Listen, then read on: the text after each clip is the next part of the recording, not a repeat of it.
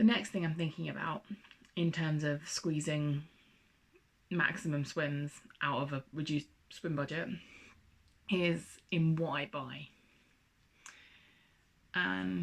Sadly, the list of what I would like to get swim kit wise and what I need swim kit wise, the lists are quite different. Below I've got a link to just some really cool stuff that I've spotted on the market that I want / have if I've been lucky enough to get it. Just because there's some really cool innovative things out there, and there's just some links if that's interesting to people. But you know, again, for what is a can be a minimal spend thing like swimsuit, cap, goggles, that's what I wear in the water. If you add neoprene, if you add changing robes, changing bags, changing mats, hot water bottles, heated jumpers, earplugs, like bespoke ones, it can add up really quickly. All of the things that you can buy to enhance your outdoor swimming experience are brilliant, and they do enhance your swimming experience. But when you're on a budget or reducing funds, I can't buy everything I would like. I couldn't before, and I definitely can't now. So what am I doing? I think I'm having a long talk to myself and reminding myself that I need to look after what I've got.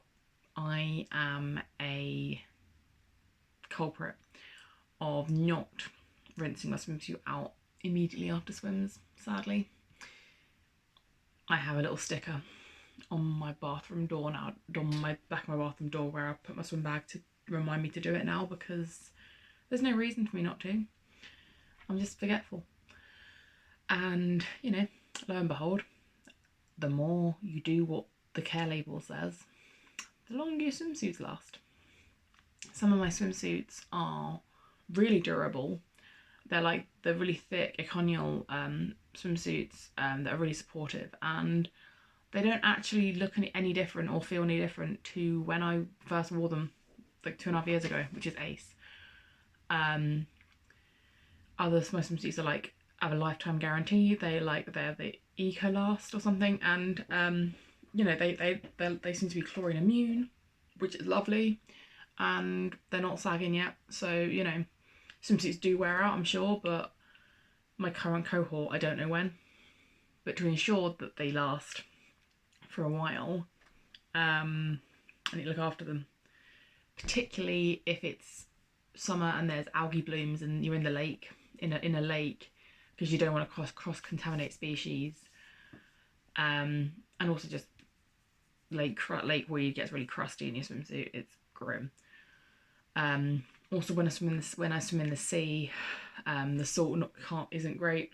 So one thing I'm thinking of doing is, I've done it a bit before, but then lockdown happened and everything got in a bit of a mess. But I have set swimsuits for fresh water, seawater, pool water, and I did that before lockdowns, and then in lockdowns everything was outside. So yeah, I need to kind of get better at that. You know, looking after myself, having specific swimsuits for different bodies of water, so that the ones which have less usage in terms of durability last longer. Salt is awful, particularly if you're in the Bristol Channel, where I've done a lot of training, and it's just really, really salty, but that's what makes it fun.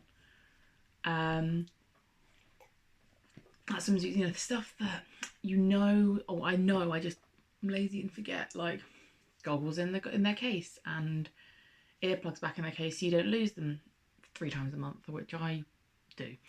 You know, stuff that I know, but I get forgetful of. So if anyone else is like me and a bit forgetful with their kit care, here's a reminder to look after your kit a bit more, because it will help your budget.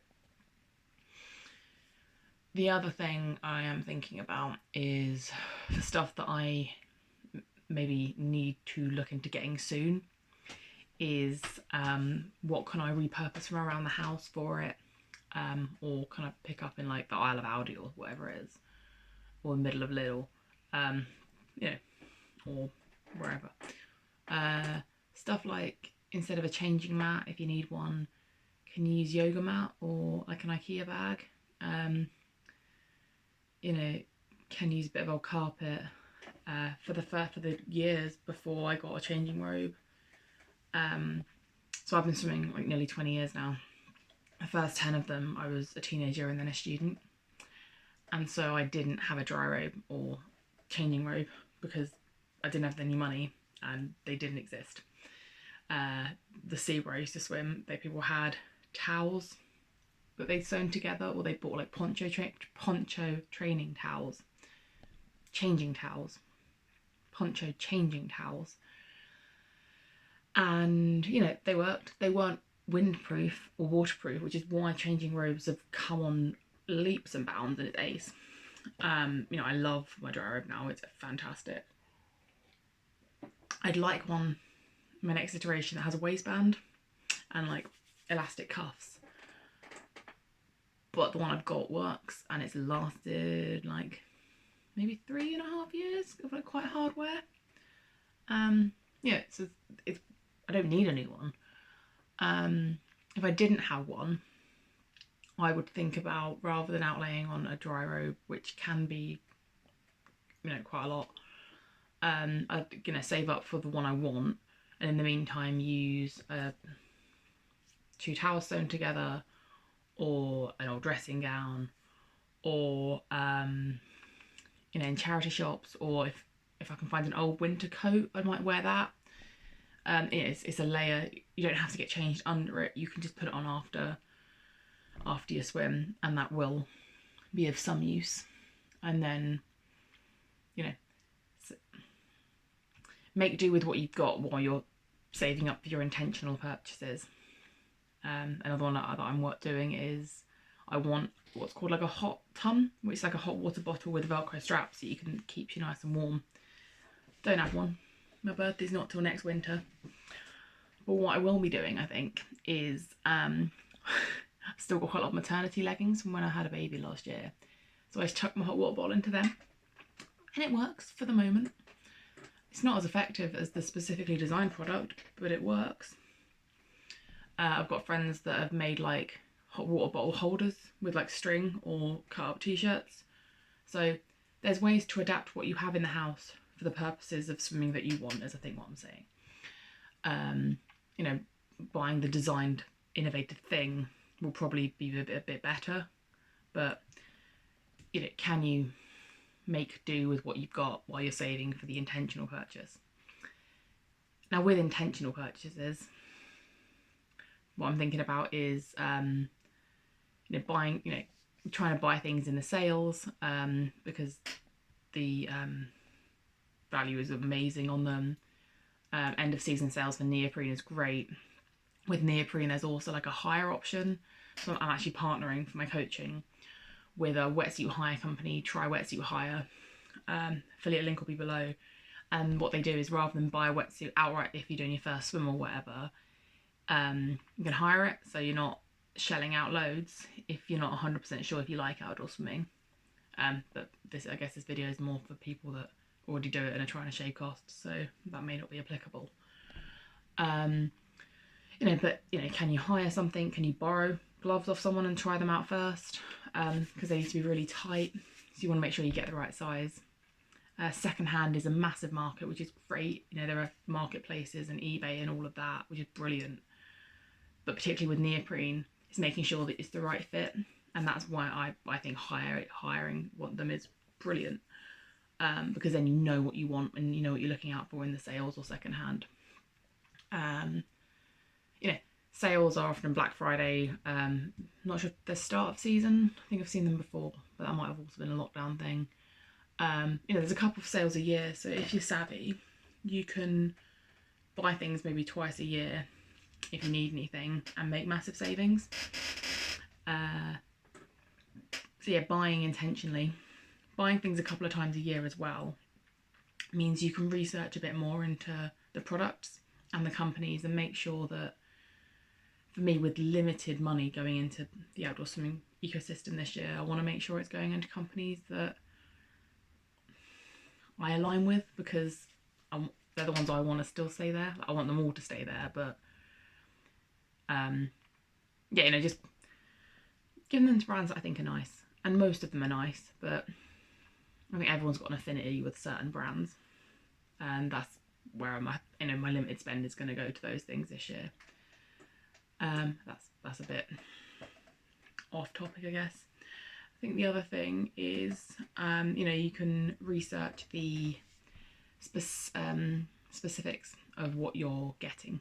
So, like I said, with neoprene, it's making sure it fits and it's got the right buoyancy panels in terms of neoprene ratio. The swimsuits, you know, do some reading on if you're doing a regulated swim, make sure that it is within those regulations, like channel and ice swimming are the two that come to mind. You know, goggles, are they the right ones for your face? You can now get like app finder things. You know, you can just research a bit more and read reviews and actually make more intentional purchases with what you're getting, which is cool. Yeah, you know, timing it like that. And as well, you know, some of the Black Friday sales are amazing. You know, and also you can put things on your Christmas list. And there's always the thing, Martin Lewis does this thing that if you wait for it, you know, you want it, rationale thing. So that's kind of what I buy. I guess what also comes into the purchasing stuff is swim snacks. And I can spend a lot more than I should on snacks. I like cake, and it's very natural that after a swim we'll be social and we'll eat either in a cafe or one of us will bring cake down to the river. And it's so important to the wholesome experience. I really think it is, but man, like, it can add up. I think this morning I spent like a tenner on a coffee and breakfast, which, you know, it's cool. Always happy to support my local Lakes Cafe, and I really like the food and cake there. But it does add up, and so it's like, okay, if I'm gonna try and be mindful of what I'm spending swim-wise, can I take a flask of coffee and drink it outside, friends sit outside with me, or can I have like a cereal bar in the car and just buy a coffee? You know, or do I just, you know, save up my coffee is out budget for that week and have it at the cafe? You know, there are ways of doing it, but with limited spend, it's being intentional with your snacking, I think, for me. And that often means, it sounds really silly, but assuming to remember I will want snacks. The worst thing for me is if I go to the lake in the evening and go, no, I'll be alright, I'll eat when I get home. Because I won't. I will get out the swim, I'll have smelt chips and a burger, I will be hungry, I will then go and buy chips and a burger, and I will really enjoy it because it tastes amazing. But it'll be money that I really shouldn't be spending because I haven't accounted for it. So, you know, if I make sure that I take a couple of cereal bars or whatever with me, I've got snacks before I go home, and kind of it's deciding what I'm going to eat with swim stuff to stop me spending. You know, I can do 10-15 quid on a Sunday morning at the lake without batting an eyelid, because a couple of coffees, a sausage roll and a cake, and I'm good. But I can't do it every week, especially now I'm having to be a bit more mindful of stuff. So yeah, you know, I've got in my glove compartment swim snacks, and it makes, you know, because I've got them, I know I can eat something and then just buy a coffee, or if I'm at the river, I've already got a snack. So yeah, plan your swim snacks rather than convince yourself you won't be hungry, because I think, for me, I know I will. So that's what I buy. You know, I went through looking after your kits, so you have to buy less. Repurpose what you've got at home, you know, tide you over till you make an intentional purchase, and be intentional with it. So do your research, shop in the sales, buy from brands you really align with. For me, I want to support like passion projects and like the cool little like Etsy shops that do some really nice stuff. I just think it's really cool, and I want to see loads more some brands start, so I want to support them when they're small. And you know, put things on gift lists. And then in terms of snacks, again, be intentional with them, because if you're anything like me, after a swim you're going to be hungry, and I then can spend a lot on food that I don't mean to.